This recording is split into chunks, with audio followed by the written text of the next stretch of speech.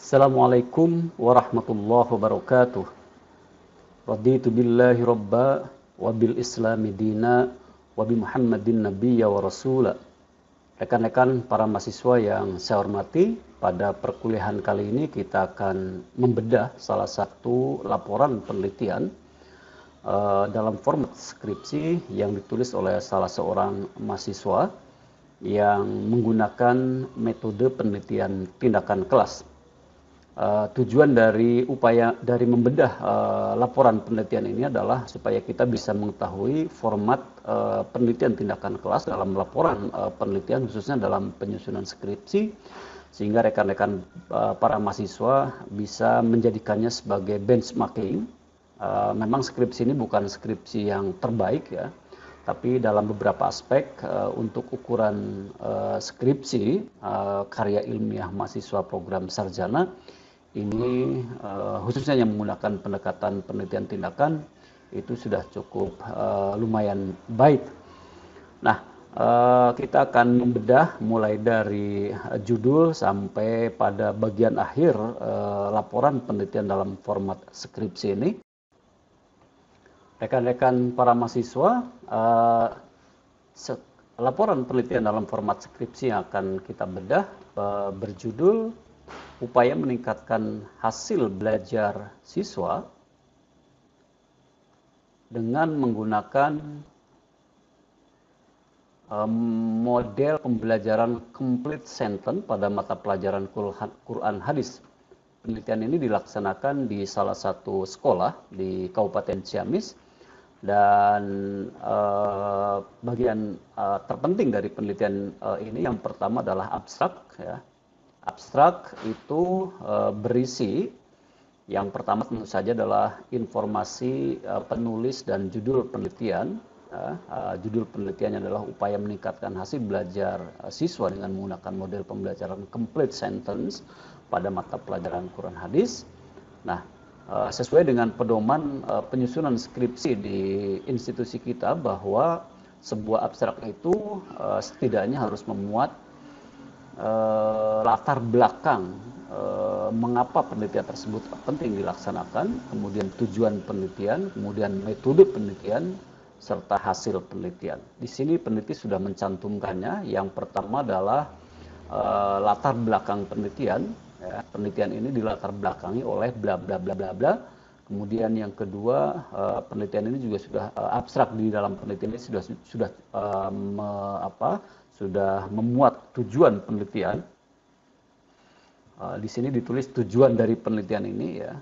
Penggunaan dari menurut saya itu pemborosan. Jadi cukup tujuan penelitian ini adalah bla bla bla bla. Kemudian bagian lain dari abstrak yang juga harus ada adalah metode penelitian. Metode penelitian yang digunakan di sini adalah metode penelitian tindakan kelas dengan menggunakan model John Elliott. Seperti yang sudah kita diskusikan, model-model penelitian tindakan kelas itu tidak tunggal. Ada model John Elliott, ada model Kurt Lewin, ada model Chemis and McTaggart, dan seterusnya. Kemudian di dalam abstrak juga harus tercantum hasil penelitian. Ya, hasil penelitiannya di sini hanya mencantumkan kesimpulan, tidak apa-apa. Setelah dilakukan analisis data, peneliti memperoleh kesimpulan sebagai berikut. Oke, jadi abstrak dalam penelitian ini terdiri dari latar belakang, kemudian tujuan, kemudian metode, dan hasil penelitian. Ya. Rekan-rekan para mahasiswa, format berikutnya yang harus ada dalam skripsi sesuai dengan pedoman kita adalah pernyataan, ya, surat pernyataan bahwa karya ilmiah ini adalah bukan plagiasi, bahwa karya ilmiah ini adalah karya sendiri dari peneliti, bukan buatan atau bukan karya orang lain. Di sini dicantumkan asli, tidak mengandung unsur plagiasi, fabrikasi, dan falsifikasi. Plagiasi itu adalah mencuri kemudian atau mengambil begitu saja ide atau kalimat orang lain tanpa menyebutkan sumbernya. Kemudian fabrikasi adalah biasanya kalau dalam aktivitas penelitian ilmiah itu adalah orang mengklaim memiliki data padahal dia tidak pernah mengumpulkan data. Artinya datanya adalah data palsu, data yang bukan berasal dari proses pengumpulan data, data yang dibuat-buat, itu namanya fabrikasi. Kemudian yang terakhir, pelanggaran yang tidak boleh dalam penyusunan skripsi kita adalah falsifikasi. Falsifikasi adalah salah satu tindakan seseorang yang mengubah data setelah data tersebut dikumpulkan, misalnya ternyata datanya tidak sesuai dengan yang diharapkan, maka dia mengubah-ubah data. Nah, itu adalah falsifikasi. Itu tidak boleh dilakukan. Itu adalah pelanggaran etika ilmiah, etika akademik, ya, plagiasi, fabrikasi, dan falsifikasi. Di sini juga dicantumkan lembar persetujuan pembimbing. Di sini ada 2 pembimbing. Kemudian pengesahan ini ditandatangani setelah skripsi disidangkan dan hasil sidang sudah diperbaiki sesuai dengan saran dan masukan para penguji. Maka selanjutnya peneliti akan menandatangankan skripsi ini kepada para penguji. Di sini ada 3 penguji dan diketahui oleh dekan. Ini opsional, ya, riwayat hidup, tapi memang biasanya ada. Kemudian moto juga opsional, boleh ada boleh tidak, tapi biasanya ada. Kata pengantar tentu saja ada, ya. Kata pengantar itu berisi deskripsi singkat tentang penelitian ini, termasuk di dalamnya judul dan acknowledge atau ucapan terima kasih dari peneliti kepada semua pihak yang telah berkontribusi baik langsung maupun tidak langsung terhadap penelitian atau penulisan skripsi. Kemudian elemen berikutnya dari skripsi adalah daftar isi. Mohon maaf, nanti mungkin halamannya tidak sama dengan halaman yang real. Daftar isi ini sistematikanya yang pertama tentu saja adalah kata pengantar, daftar isi, daftar tabel kalau ada, daftar gambar kalau ada. Kemudian bab 1 adalah pendahuluan. Pendahuluan berisi latar belakang masalah, ya, identifikasi masalah. Untuk penelitian tindakan memang harus ada identifikasi masalah, bahwa masalah diidentifikasi. Kemudian pembatasan masalah, masalah dibatasi karena kalau masalah tidak dibatasi, setelah peneliti melakukan identifikasi itu bisa menemukan banyak masalah. Banyak sekali masalah yang terkait dengan masalah utama sehingga perlu ada proses pembatasan. Kemudian masalah dirumuskan, biasanya perumusan masalah dalam penelitian tindakan itu berupa kalimat-kalimat pertanyaan, dan sesuai dengan tradisi dalam penelitian tindakan di institusi kita, perumusan masalah biasanya rumusan masalah dalam penelitian tindakan biasanya dibuat 3. Itu hanya tradisi, ya, meskipun yang utama adalah 1. Jadi kalau dalam penelitian ini yang utama adalah upaya meningkatkan hasil belajar siswa melalui metode model pembelajaran complete sentence pada mata pelajaran Quran hadis. Jadi seharusnya masalah utamanya adalah apakah penggunaan model pembelajaran complete sentence pada mata pelajaran Quran hadis dapat meningkatkan hasil belajar siswa. Itu masalah utamanya.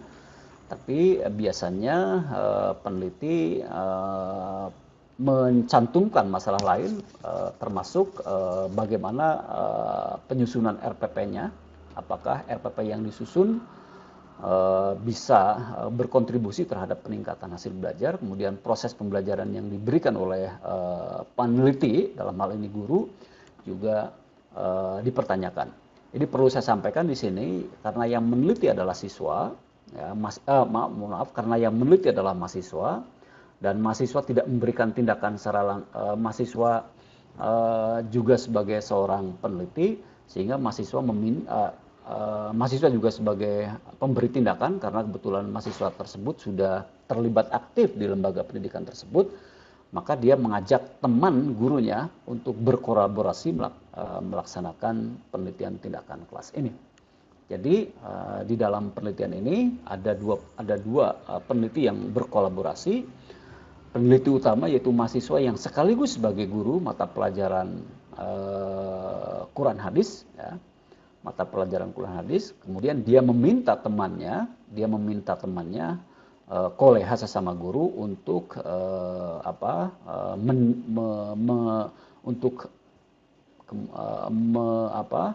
untuk mengobservasi, untuk mengamati, untuk menilai baik RPP maupun proses pembelajaran yang dia berikan atau proses pemberian tindakan yang dia lakukan, termasuk hasil belajar peserta didik.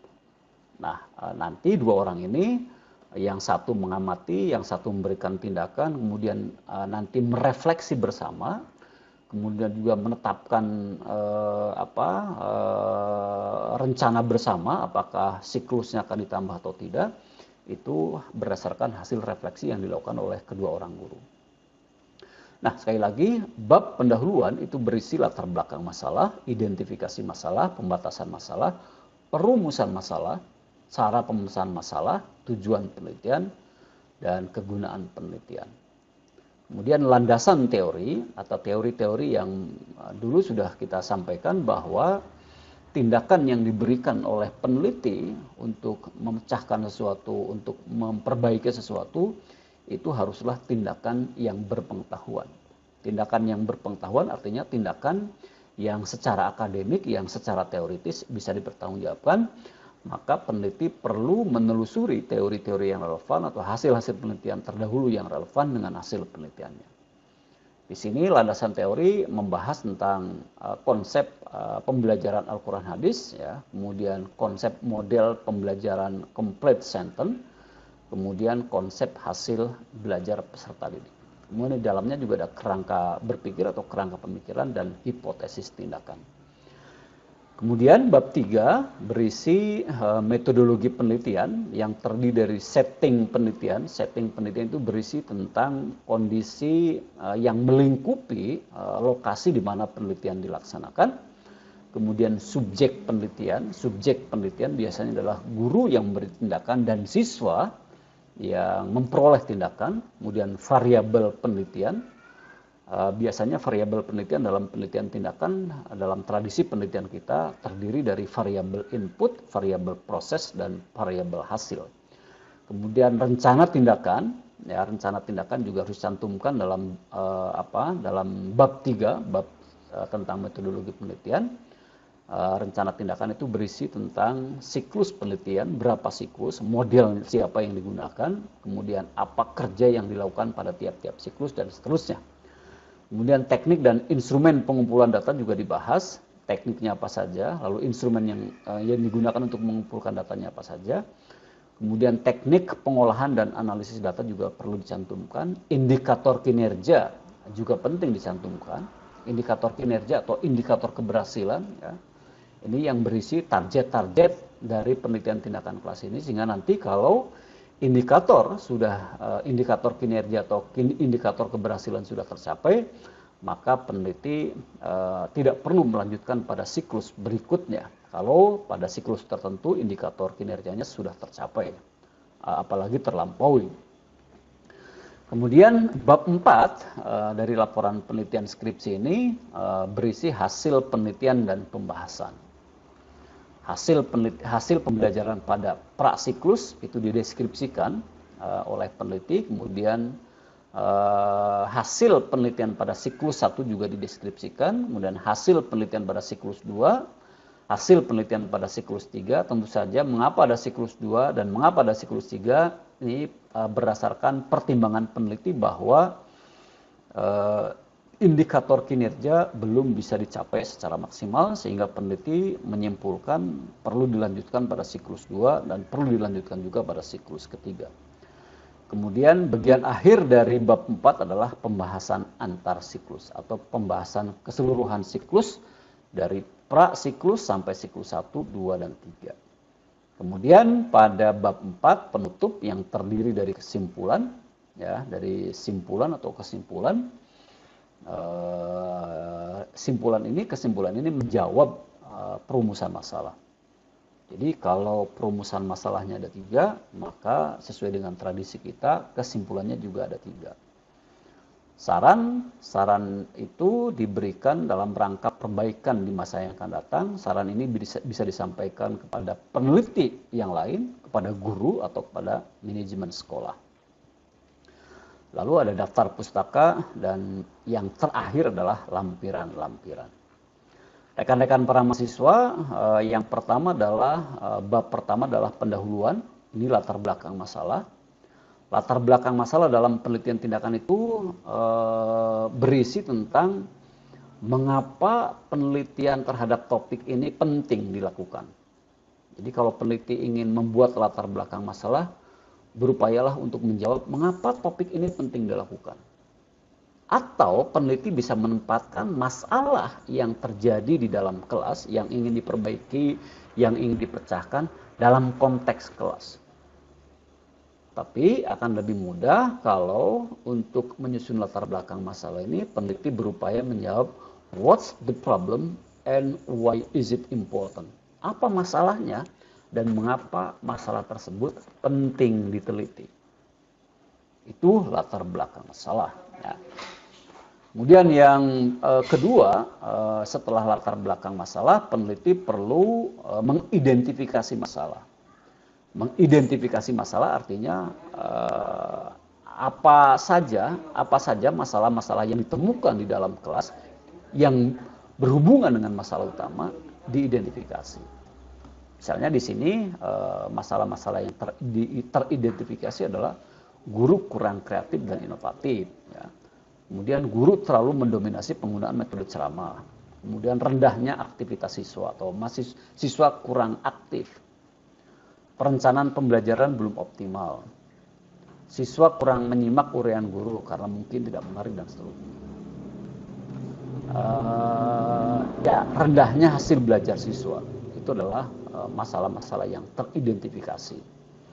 Kemudian peneliti membatasi masalahnya karena masalah tadi kan cukup banyak ya, dan tidak mungkin masalah-masalah tersebut dipecahkan dalam satu kali pertemuan. Dalam satu kali penelitian maksud saya, sehingga peneliti perlu melakukan pembatasan masalah. Ya, pembatasan masalah yang kemudian setelah dibatasi, peneliti akan menyusun rumusan masalah. Masalah dibatasi di sini adalah rendahnya hasil belajar siswa. Ya, rendahnya hasil belajar siswa. Kemudian peneliti merumuskan masalah di sini sekali lagi seperti yang tadi saya sampaikan, rumusan masalah itu mencakup 3 rumusan. Yang pertama, bagaimanakah rencana pelaksanaan pembelajaran pada mata pelajaran Quran hadis pokok bahasan bla bla bla bla dengan menggunakan model pembelajaran complete sentence bla bla bla bla. Yang kedua, bagaimana pelaksanaan pembelajaran dengan menggunakan model complete sentence. Kemudian yang terakhir, bagaimanakah peningkatan hasil belajar pada mata pelajaran Quran hadis dengan menggunakan model pembelajaran complete sentence. Nah, cara pemecahan masalahnya tentu saja peneliti menawarkan model complete sentence. Ya. Tujuan penelitian itu adalah mengubah kalimat pertanyaan pada perumusan masalah menjadi kalimat pernyataan. Ya. Misalnya kalau di sini berdasarkan masalah yang sudah dirumuskan, tujuan penelitiannya adalah yang pertama untuk meningkatkan kemampuan guru dalam menyusun rencana pembelajaran. Yang kedua untuk meningkatkan kemampuan guru dalam melaksanakan pembelajaran. Dan yang ketiga untuk meningkatkan hasil belajar siswa pada mata pelajaran Quran hadis. Kegunaan penelitian, meskipun kegunaan penelitian dalam penelitian tindakan lebih diarahkan untuk kegunaan yang bersifat praktis, tetapi tentu saja peneliti boleh memperkirakan kegunaan teoritis dari penelitian ini. Jadi ada kegunaan yang bersifat teoritis dan ada kegunaan yang bersifat praktis, baik bagi sekolah, bagi guru, dan tentu saja yang utama adalah bagi siswa. Itu bab pertama. Bab yang kedua, landasan teori, berisi tentang eksplorasi peneliti terhadap teori-teori yang relevan atau terhadap hasil-hasil penelitian terdahulu yang relevan.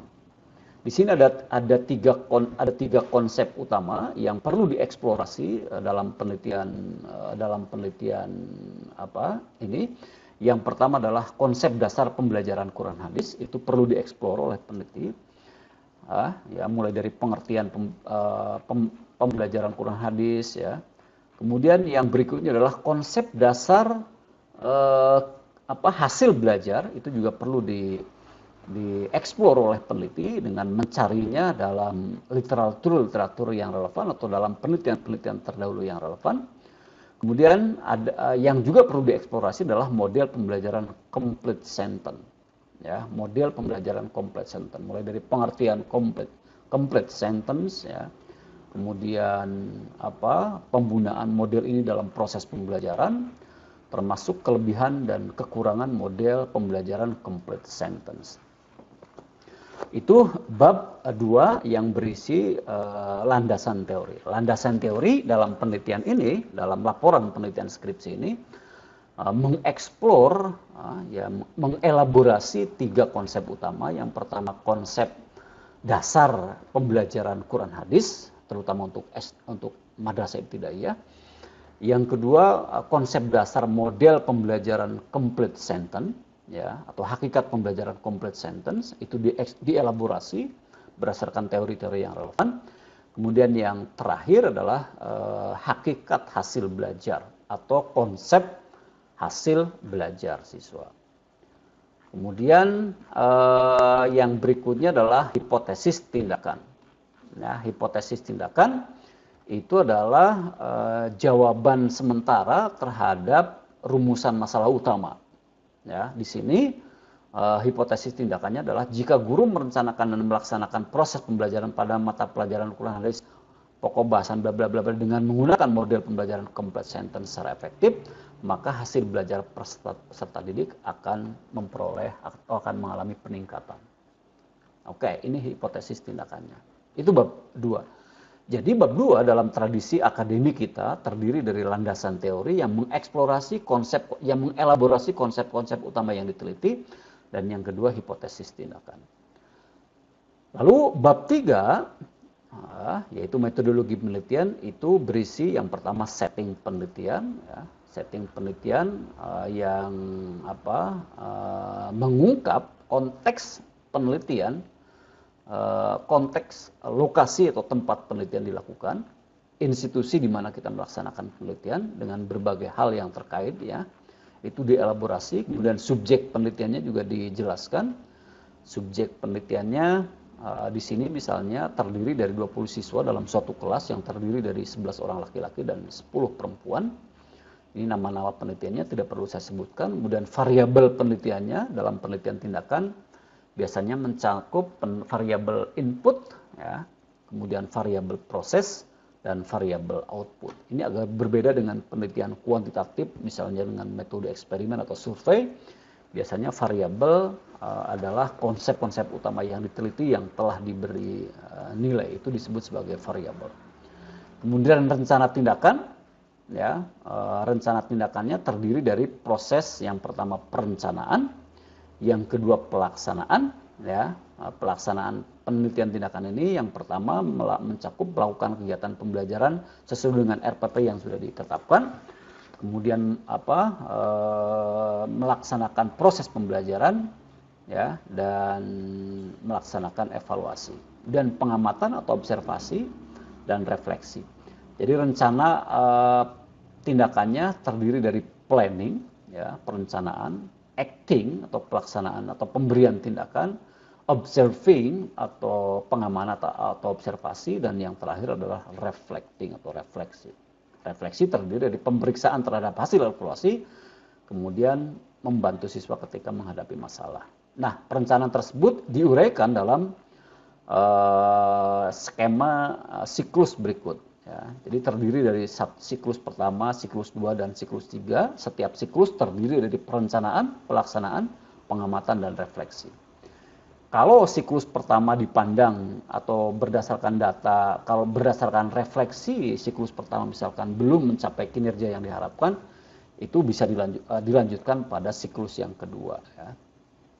Siklus yang pertama misalnya belum mencapai target, belum mencapai kinerja yang diharapkan, lanjutkan pada siklus kedua, Bahkan kalau siklus kedua juga belum mencapai target atau kinerja yang diharapkan, itu bisa dilanjutkan pada siklus ketiga. Nah, kalau sampai siklus 3 targetnya masih belum tercapai atau kinerja keberhasilannya belum tercapai, mungkin peneliti perlu meninjau relevansi tindakan yang dipilih terhadap masalah yang terjadi di kelas. Kemungkinan pemilihan tindakan yang tidak tepat, ya, sehingga tindakan yang dipilih tidak bisa mengatasi atau memperbaiki kondisi, atau proses pemberian tindakan mungkin yang tidak tepat. Jadi memang cukup banyak aspek yang menyebabkan mengapa kinerja keberhasilan, mengapa indikator kinerja atau indikator keberhasilan tidak tercapai. Bisa tindakannya yang memang tidak relevan dengan masalah, atau mungkin proses pemberian tindakan yang tidak sesuai dengan yang direncanakan, atau mungkin ada terjadi sesuatu di kelas yang kemungkinan menghambat pencapaian kinerja atau pencapaian indikator keberhasilan. Kemudian pada bab 3 juga dicantumkan teknik dan instrumen pengumpulan data, ya, teknik observasi atau observasi, kemudian tes, kemudian wawancara, kemudian analisis deskriptif. Ya. Instrumen pengumpulan data yang digunakannya tentu saja adalah instrumen pertama untuk mengobservasi RPP atau untuk menilai RPP. Itu ada instrumennya tersendiri. Ya. Di sini sudah dibuat oleh peneliti instrumennya. Kemudian instrumen yang kedua adalah instrumen untuk menilai peneliti, yaitu guru dalam proses pembelajarannya. Ya. Instrumen untuk menilai, lembar checklist untuk menilai proses pembelajaran yang diberikan oleh peneliti, oleh guru. Kemudian yang berikutnya adalah instrumen hasil belajar siswa. Ya. Itu menggunakan tes. Ini lembar untuk nilai. Kemudian instrumen yang digunakan dalam penelitian ini ada 4. Ya. Yang pernah instrumen perencanaan pembelajaran dengan menggunakan model pembelajaran complete sentence. Kemudian instrumen proses pembelajaran dengan menggunakan model pembelajaran complete sentence. Kemudian instrumen yang digunakan untuk mengetahui hasil belajar siswa menggunakan tes. Kemudian ada juga analisis deskriptif untuk menilai faktor pendukung dan penghambat atau kendala dalam mengimplementasikan model pembelajaran complete sentence dalam penelitian ini. Kemudian teknik penolahan dan analisis data, mulai dari seleksi data, ya, koreksi data, pembobotan data, ya, kemudian penarikan kesimpulan. Ya, ini berarti keterangan kalau nanti masing-masing indikator kinerja yang sudah ditetapkan, yaitu RPP, proses pembelajaran di kelas yang dilakukan oleh guru, kemudian hasil belajar siswa itu menggunakan kriteria ini, ya. Jadi kalau skornya 78,7 sampai 100% itu sudah berhasil. Tapi kalau kurang dari itu belum. Ini kriteria keberhasilannya itu adalah ini. Kalau masing-masing skor baik RPP maupun proses pembelajaran yang diberikan oleh guru maupun hasil belajar siswa sudah mencapai di atas 78,7, maka kinerjanya indikator ini sudah tercapai karena kualifikasinya sangat baik dan sudah berhasil.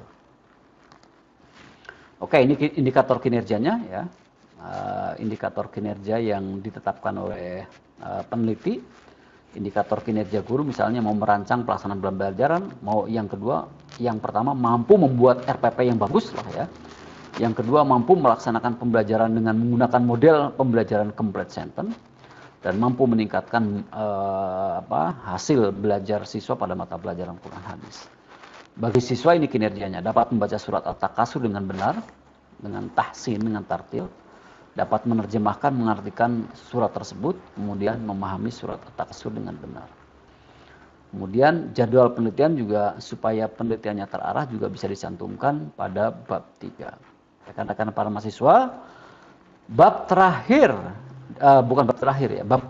dari laporan penelitian skripsi ini adalah membahas tentang hasil penelitian dan pembahasan. Di sini yang pertama dibahas tentang hasil pembelajaran prasiklus, ya, di mana nilai kriteria ketuntasan minimumnya baru 65. Ya. Mata pelajaran Quran hadis sebelum penelitian dilaksanakan itu KKM-nya atau nilai kriteria ketuntasan minimalnya adalah 65. Jadi salah satu argumen mengapa penelitian perlu dilakukan. Sehingga sebagian besar memang belum tuntas, mohon maaf, nilai KKM-nya harus di atas 65. Ya. Kalau kurang dari 65 maka dipandang belum tuntas.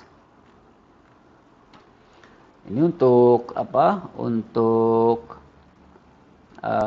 prasiklus itu rata-rata nilai peserta didik adalah 64,52, masih belum mencapai KKM. Ya, masih belum mencapai KKM.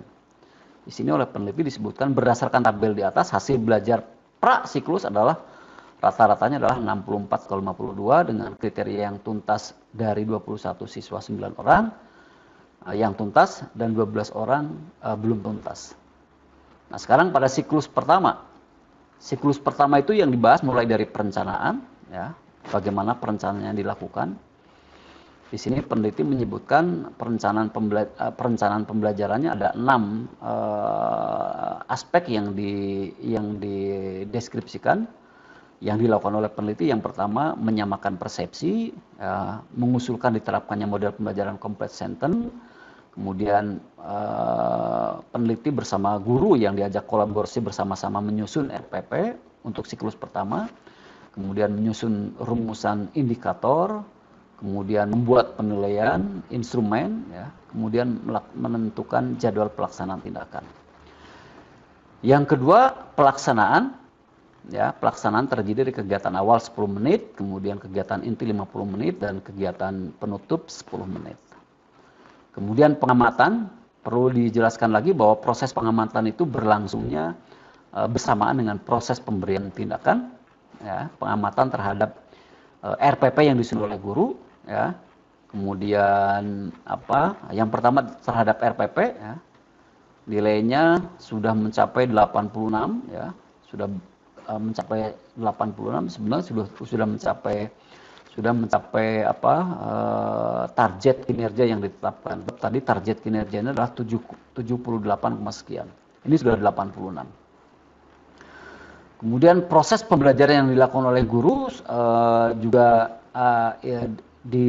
diamati, ya, dan hasilnya menunjukkan bahwa proses pembelajaran yang dilakukan oleh guru pada siklus pertama itu skor rata-ratanya adalah 85 dari keseluruhan elemen pada instrumen. Ya, 85 termasuk kategori baik, tapi peneliti masih belum puas tampaknya. Kemudian hasil belajar siswa, ya, nilainya rata-rata nilai tes pada siklus pertama adalah seperti ini. Nilai rata-ratanya adalah 70,71. Ya, masih banyak yang belum tuntas, sehingga pasti peneliti akan mempertimbangkan untuk melanjutkan pada siklus berikutnya. Kemudian direfleksi. Ini hasil refleksi, peneliti menetapkan bahwa perlu ada siklus lanjutan. Maka dilanjutkan pada siklus kedua, ya, siklus kedua yang terdiri dari prosesnya sama, perencanaan, ya, kemudian pelaksanaan, pengamatan, dan refleksi, ya, refleksi.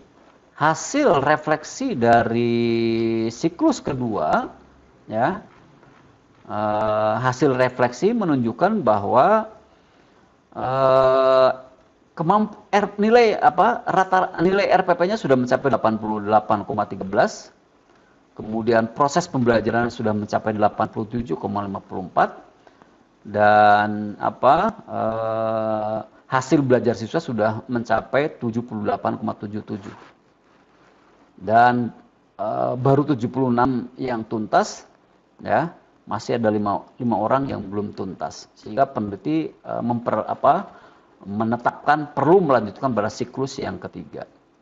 Pada siklus yang kedua ketiga sebetulnya RPP dan proses pembelajaran sudah mencapai target kinerja. Tapi karena hasil belajar siswa belum mencapai kinerja yang diharapkan, maka peneliti melanjutkan pada siklus yang ketiga dengan tahap-tahap yang sama, mulai dari pengenaan, kemudian pelaksanaan, ya, kemudian pengamatan terhadap RPP. Kita perlu dibahas karena di siklus pertama RPP-nya juga sudah mencapai target yang diharapkan. Kemudian penilaian terhadap atau pengamatan terhadap proses pembelajaran yang dilakukan oleh guru, ini juga tidak perlu kita diskusikan karena pada siklus pertama pun sudah mencapai target yang diharapkan. Nah, baru hasil belajar siswa. Hasil belajar siswa, nilai tesnya semuanya sudah berada di atas KKM. Karena rata-ratanya sudah 87,14. Nah, berdasarkan hasil refleksi, peneliti menetapkan bahwa siklus 3 itu sudah menunjukkan keberhasilan sudah tercapai baik untuk RPP, untuk proses pembelajaran oleh guru maupun hasil belajar peserta didik. Nah, yang menjadi pertanyaan, apakah peningkatan hasil belajar dari siklus 1, siklus 2, siklus 3 ini adalah karena faktor pemberian tindakan melalui model pembelajaran complete sentence, atau karena adanya pengulangan dan tambahan waktu yang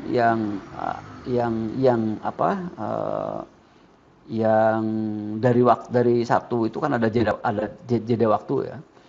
Nah, ini salah satu kelemahan penelitian tindakan bahwa peneliti tidak bisa menjamin bahwa proses peningkatan dari siklus 1, siklus 2 dan siklus 3 itu apakah betul-betul karena penggunaan model pembelajaran complete sentence atau karena faktor-faktor lain, misalnya faktor instrumentasi, ya, siswa menjawab untuk pertanyaan-pertanyaan yang hampir sama, ya, siswa diuji dengan materi-materi yang hampir sama, atau karena proses pengulangan materi, ya, karena dari siklus 1, siklus 2, siklus 3 itu materinya hampir sama, atau karena waktu, karena semakin lama seseorang itu akan ada proses memorizing, pengingatan terhadap materi-materi yang disampaikan. Ini salah satu kelemahan dari penelitian tindakan kelas, sehingga validitas internal dalam penelitian tindakan kelas itu memang rendah. Kita tidak bisa menjamin bahwa perubahan pada variabel hasil belajar betul-betul disebabkan karena tindakan melalui model pembelajaran complete sentence. Tapi bisa juga karena faktor-faktor yang lain. Nah, berdasarkan hasil tersebut, hasil-hasilnya seperti ini. Hasil belajar pada siklus pertama 70,71, hasil belajar pada siklus 2 78,33, dan hasil belajar pada siklus ketiga 87,14. Kemudian proses pembelajaran yang dilakukan oleh guru pada siklus pertama sudah 85, sekian, pada siklus kedua sudah 87, sekian, dan pada siklus ketiga sudah 90. Jadi untuk RPP, kemudian proses pembelajaran oleh guru, siklus pertama dan kedua pun itu sudah melampaui indikator kinerja yang ditetapkan. Ini grafiknya seperti ini. Kemudian bab terakhir adalah penutup, terdiri dari kesimpulan, ya, jawaban terhadap masing-masing rumusan masalah. Karena rumusan masalahnya ada 3, maka kesimpulannya juga ada 3. Ya. Ini kesimpulan-kesimpulan dari hasil penelitian yang dilakukan oleh peneliti. Kemudian ada sarannya diberikan kepada guru, kepada kepala sekolah, kepada peneliti yang lain atau peneliti yang selanjutnya. Rekan-rekan mahasiswa, bagian yang terakhir adalah daftar pustaka. Ini harus sesuai dengan pedoman penyusunan skripsi kita. Ya. Kemudian yang terakhir adalah lampiran-lampiran. Ya, lampiran-lampiran mulai dari RPP, instrumen, ya, kemudian materi pembelajaran, ya, kemudian foto-foto pembelajaran, foto-foto kegiatan pembelajaran juga silahkan dilampirkan. Rekan-rekan para mahasiswa, demikian upaya untuk memahami salah satu laporan penelitian dalam format skripsi yang menggunakan metode penelitian tindakan kelas. Kurang lebihnya mohon maaf. Hasbunallahu wa ni'mal wakil. Assalamualaikum warahmatullahi wabarakatuh.